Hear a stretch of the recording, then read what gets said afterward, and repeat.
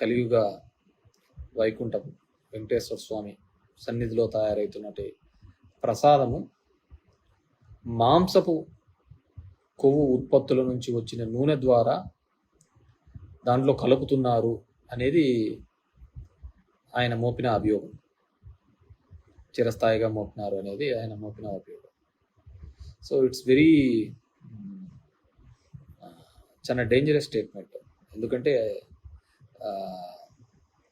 గవర్నమెంట్లో ఉన్నటువంటి ముఖ్యమంత్రి స్థాయి వ్యక్తి ఆ విధమైన మాట్లాడినాడు. సరే, అతను నిజం మాట్లాడుతున్నాడా అబద్ధం మాట్లాడుతున్నాడని ఈ ఒక్క దాంతోనే తెలిసిపోతుంది. గతంలో అతను చేసిన నిందలు అపవాదులు అవన్నీ కూడా నిజమా అవునా కాదా అనేది ఈ ఒక్క దానిలతో కూడా తేలిపోతుంది.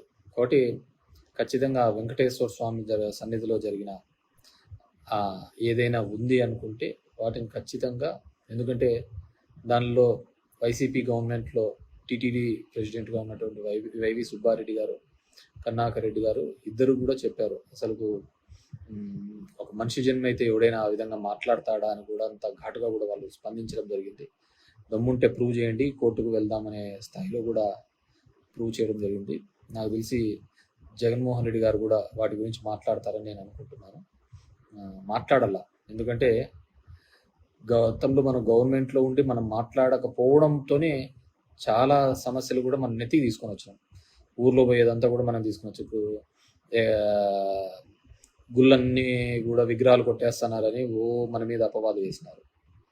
కానీ ఎండ్ ఆఫ్ ది డే చూస్తే ఒక చోట టీవీ కెమెరాలలో తెలుగుదేశం వాళ్ళని ఇద్దరిని నందిని తీసుకొని పోయి మార్చి పెట్టేది చూసిన తర్వాత, గమనించిన తర్వాత చూస్తే మళ్ళీ ఎక్కడే కానీ ఆ విగ్రహాలవని దొంగతనాలు అనేది ఎక్కడా జరగలేదు. సో దానికని మనం సరైన ప్లాట్ఫామ్లో మనం చెప్పలేకపోయినామనేదే నా యొక్క ఫీలింగ్, నా యొక్క భావన కూడా.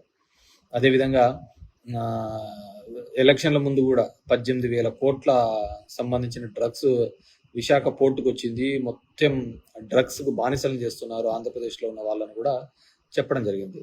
ఇప్పుడు వాళ్ళ గవర్నమెంటే ఉంది, కింద వాళ్ళదే పైన వాళ్ళదే, అన్నీ వాళ్ళ గవర్నమెంట్లో. మరి ఎక్కడైనా ప్రూవ్ చేసినారా? చేయలే. అవన్నీ కూడా కేవలం కట్టుకథలు, అన్ని అబద్ధాల మీదనే మొత్తం కూడా ప్రయాణం సాగించడం జరిగింది. సో డెఫినెట్గా వాటిని ఖండించాల్సిన అవసరము ఆవశ్యకత ఉంది. గతంలో కూడా ఇదే విధంగా జగన్మోహన్ రెడ్డి గారు గుళ్ళని పగలగొడుతున్నాడు అని చెప్పేసి మన లీడర్ మీద కూడా చేయడం జరిగింది. ఆయన మళ్ళీ క్రిస్టియానిటీ గురించి కూడా చంద్రబాబు నాయుడు మాట్లాడడం జరిగింది. సో ఇన్ని సందర్భాలు ఉన్నప్పుడు ఖచ్చితంగా చంద్రబాబు నాయుడు గారు ఈ మాటతో ఎప్పుడు అంటుంటాడు, వెంకటేశ్వర స్వామి నన్ను కాపాడినాడు అని చెప్పేసి అలిపిరి ఇన్సిడెంట్ తర్వాత. సో ఈ మాట గన అబద్ధమైతే ఖచ్చితంగా ఎవరైతే ఇలాంటి నిందలు వేశారో వాళ్ళు చిరస్థాయిగా ఖచ్చితంగా ఆ వెంకటేశ్వర స్వామి యొక్క కోపానికి ఖచ్చితంగా బలి అవుతారు. అదేవిధంగా అది నిజంగా ఏంటే గన యువతల వారు కూడా అదేవిధంగా, ఎందుకంటే మనకందరికీ అది it's sentiment, Venkateswara Swamy sentiment. North ఇండియన్స్లో బాలాజీ అని పిలుస్తుంటారు. మనం అందరం కూడా వాటి గురించి మనం మాట్లాడుకుంటూనే ఉంటాం అనమాట. సో డెఫినెట్గా అది జగన్మోహన్ రెడ్డి గారి స్థాయి నుంచి కూడా ఖండిస్తారనుకుంటున్నాము. ఇప్పటికీ వైవి సుబ్బారెడ్డి అన్న కానీ అదేవిధంగా కరుణాకర్ రెడ్డి గారు కూడా ఛాలెంజ్ చేసినారు, ఎవరైతే టీటీడీ ప్రెసిడెంట్. అండ్ దీనికి సంబంధించి టీటీడీ ఈఓ శ్యామరావు గారు కూడా ముందుకు వచ్చి చెప్తే ఇంకా బాగుంటుందని నేను అనుకుంటున్నాను. సో డెఫినెట్గా వాళ్ళు ముందుకు వస్తారని చెప్పేసి నేను భావిస్తున్నాను. ఎందుకంటే బతుకంతా కూడా వైసీపీ పార్టీది, పాపం జగన్మోహన్ రెడ్డిది నిందలు భరించడమే సరిపోయింది తప్ప ఏ రోజు కూడా నాకు తెలిసిన జగన్మోహన్ రెడ్డి అయితే ఇటువంటి తప్పిదాలు, ఇంత ఘోరమైన తప్పిదాలు అయితే చేయలేదని నేను అనుకుంటున్నాను. సో అంత దరిద్రమైన కామెంట్స్ చంద్రబాబు నాయుడు చేసినారు. ఒకవేళ ఆయనకు ముఖ్యమంత్రి స్థాయిలో కామెంట్ చేసినారంటే ఆయనకు ఏదో ఇన్పుట్స్ ఉంటాయి. సో ఆ కామెంట్ చేశాడు అంటే ఖచ్చితంగా ఆయన ప్రూవ్ చేయాల్సిన బాధ్యత ఆయన మీద ఉంది. గవర్నమెంట్లో ఎన్ని ఇన్స్టిట్యూట్లలో పెడతాడో, ఏ విధంగా పెడతాడో, మొత్తం విజిలెన్స్ రిపోర్ట్స్ కానీ సిబిఐ ఎంక్వైరీ కానీ ఎన్ని రిపోర్ట్స్ ఎవరైతే ఇన్వెస్టిగేషన్ ఏజెన్సీస్ ఉన్నారో అందరితో కూడా ఎంక్వైరీ చేయించాల్సిన బాధ్యత చంద్రబాబు నాయుడు గారి మీద ఉండదు. లేదు ఇదేదో నేను గాలి మాటల కోసం చెప్తున్నాను, ఇంతకుముందు జగన్మోహన్ రెడ్డి మీద చెప్పిన గాలి మాటల్లాగానే ఇది ఒక గాలి మాటల్లాగానే మిగిలిపోతుందా అనేది కూడా మనం అందరం కూడా వెయిట్ చేసి చూద్దాము. సో డెఫినెట్గా అదొకటి. అండ్ రెండోది మెయిన్ హెడ్డింగ్స్ కూడా నడిచినది జమిలీ ఎలక్షన్స్ అని చెప్పేసి. ఇప్పుడు అయినా సర్వనాశనం అయినాము. ఇప్పుడు ఒకటేసారి పోయి మళ్ళీ దేశం అంతా ఒకటేసారి పోతే అన్ని కొంపలు కొల్లేరు తప్ప వేరేది ఏంది కాదు. ఎందుకంటే వ్యవస్థ ఎలా నడిచిందో, ఏ విధంగా నడుస్తోందో, ఎవరి చేతుల గుండా నడిచిందో, ఎలక్షన్ కమిషన్ ఏ విధంగా పనిచేసిందో అందరికీ తెలిసినదే. అందరూ దాంట్లో అనుభవించిన వాళ్ళు. అయినా నాకు తెలిసి అది ఇప్పట్లో సాధ్యం కాదని నేను అనుకుంటాను. ఎందుకంటే దానికి 2/3 మెజారిటీ ఉండాలా. ఇప్పుడు ఎన్డీఏకు ఉన్న మెజారిటీ 293 ఉంది. యాక్చువల్గా ఉండాల్సింది 362 ఉండాలా. రాజ్యసభలో ఎన్డీఏ మెజారిటీ 121 ఉంది. ఉండాల్సిన మెజారిటీ 164 ఉండాలా. సో అవన్నీ కూడా ఇప్పట్లో అయ్యే పరిస్థితి ఏం కనపడటం లేదు నాకు తెలిసి అయితే.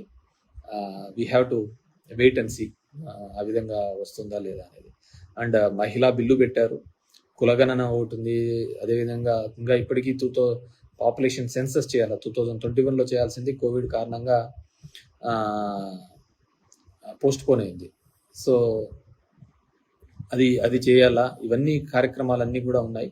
సో ఈ జమిలీ ఎన్నికలు అనేది నాకు తెలిసి ఇప్పుడు కాను ఆ విధంగా అయితే ఇంకా సర్వం నాశనం తప్ప వేరేది ఏంది లేదు. ఇప్పటికే పార్లమెంట్ ఎలక్షన్స్లో పాటు ఇది పోవడం వల్ల అస్సాం, ఒరిస్సా లాంటి రాష్ట్రాల్లో ఏ విధంగా దెబ్బలు తిన్నాము. నేను ముందు నుంచి చెప్తున్నాను, డెఫినెట్గా ఏదో ఒక రోజు అయితే అది డెఫినెట్గా ప్రూవ్ అవుతుంది. ఎందుకంటే ఒరిస్సా లాంటి దాంట్లో 51 మంది ఎమ్మెల్యేలు గెలిస్తే ఒక్క ఎంపీ కూడా రాలేదు. అందరికీ తెలిసి ఏం జరిగిందో అక్కడ. ఈవీఎంస్ ఇంకోటి ఇంకా అది చెప్తే అది పెద్దగా చేసి చెప్తారు. ఓకే, రెండవది. సో డెఫినెట్గా ఇటువంటి అపవాదులు పన్నప్పుడు పార్టీ నుంచి నాయకత్వం కూడా ఇమ్మీడియట్గా రెస్పాండ్ అయ్యింది. ఇంకా జగన్మోహన్ రెడ్డి గారు కూడా రెస్పాండ్ అవుతారు అనుకుంటున్నాను. ఆయన రెస్పాండ్ అయితే నేనైతే ఏం అడ్వైజ్ ఇస్తానంటే, తిరుమలకు సీఎం గారు వెళ్ళి జగన్మోహన్ రెడ్డి గారు మా లీడర్ వెళ్ళి అక్కడే వెంకటేశ్వర స్వామిది దర్శనం చేసుకొని వచ్చి బయటకు వచ్చి కిందికి వచ్చి ఛాలెంజ్ చేస్తే అప్పుడు చంద్రబాబు నాయుడుకి అసలు విషయం తెలుస్తుంది. సో ఆ విధంగా చేస్తేనే కానీ బాగుంటుందని చెప్పేసి నేను అనుకుంటున్నాను. And coming to the Vijayawada flood situation అందరికీ తెలిసినది. సో వర్స్ ఇది అని. కానీ నిన్న ఎక్కడో స్పీచ్లో చూస్తూ పవన్ కళ్యాణ్ గారు జగన్మోహన్ రెడ్డి ₹1 ఎక్కడా అని చెప్పేసి అనడం జరిగింది. జగన్మోహన్ రెడ్డి గారు ₹1 పార్టీ తరఫున సాయానికి అందిస్తాము అన్నారు. సరే, ఆయన ఏం సాయం చేస్తున్నాడు, ఏం చేస్తున్నాడు అనేది, విజయవాడలో ఏ విధంగా అందించింది వైఎస్ఆర్ పార్టీ అనేది దాంట్లో లెక్కాసారా. అసలు ఇన్ని కోట్ల రూపాయలు వచ్చిన సాయానికి లెక్కాసారాలు అడగండి. గవర్నమెంట్ హ్యాస్ టు సేదే కదా. ఇప్పుడు డొనేషన్స్లో వచ్చే జగన్మోహన్ రెడ్డి ఇచ్చే ₹1 గురించి అడుగుతున్నారు. కానీ ఇప్పటికి 100 కోట్ల రూపాయలు ఇప్పటికే వసూళ్ల రూపంలో, డొనేషన్స్ రూపంలో మనకు వచ్చినాయి. డొనేషన్స్ రూపంలో వచ్చినప్పుడు కేవలం జగన్మోహన్ రెడ్డి ఏం ఖర్చు పెట్టినాడు అనేది ఆయన చెప్తాడు. ఎక్కడ పెట్టినాడు, ఏంది పెట్టినారు, పార్టీ ఏం చేసింది అనేది అందరికీ తెలిసినది. సో ఇప్పుడు చెప్పాల్సింది ఏంటంటే, ఇన్ని కోట్ల రూపాయలు పబ్లిక్ డొనేషన్స్ తీసుకునేది మనం ఏ విధంగా ఆడిటింగ్ చేయాలి. So we're custodian to the government. ఇప్పుడు గవర్నమెంట్కి వచ్చే ప్రతి రూపాయి కూడా ఏ విధంగా ఖర్చు పెడుతున్నాం చెప్పాల్సిన బాధ్యత ప్రభుత్వం అంది. సో కాబట్టి పవన్ కళ్యాణ్ గారు చంద్రబాబుని ఆ క్వశ్చన్ అడిగితే బాగుంటుంది అనేది నా ఫీలింగ్. ఇచ్చిన డొనేషన్స్ కూడా ప్రాపర్గా గ్రౌండ్ లెవెల్లోకి వెళ్ళినట్టు